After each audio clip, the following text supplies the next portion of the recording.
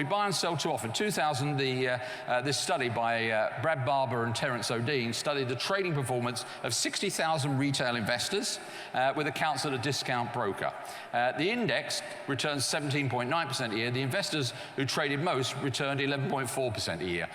Trading frequently, what you're told is trading frequently, instantaneous information, and so on is your friend.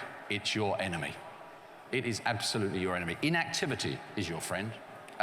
There's a study I like that illustrates this in a book called The Invisible Gorilla. And it's a book about psychology of investment, behavioral finance.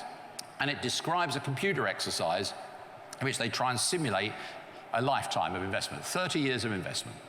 Start saving in your 30s, stop saving in your 60s, and try and live off the income is the assumption. And they give everybody in an audience like this computers for a day and ask them to make choices very simply between two portfolios, the snappily named A and B. They tell you nothing about those portfolios at the outset, and they recommend as a result, because you know nothing, that you split your money at the outset 50-50 after Harry Markovitz's diversification. And then they're told during the day, you will get updates representing the years of the 30 years, and you'll be given the opportunity, when you've seen how the two portfolios are performing, to change your 50-50 allocation if you want.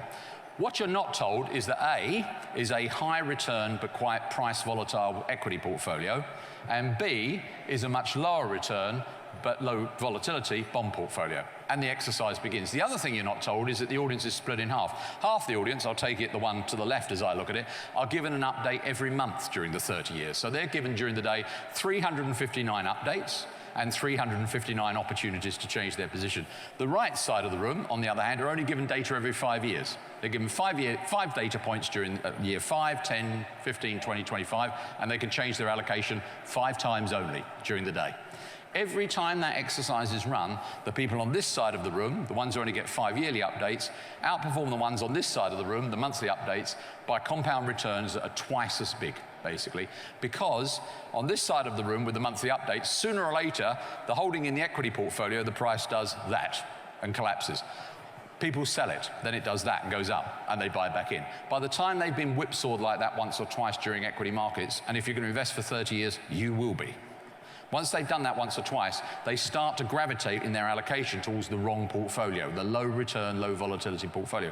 The people on this side who've got the 5 yearly updates can see, yeah, that equity portfolio is very volatile, but over 5 years it's outperformed that other one, and so you start to allocate to the right portfolio. You start to ignore the short-term fluctuations and buy into the high return portfolio.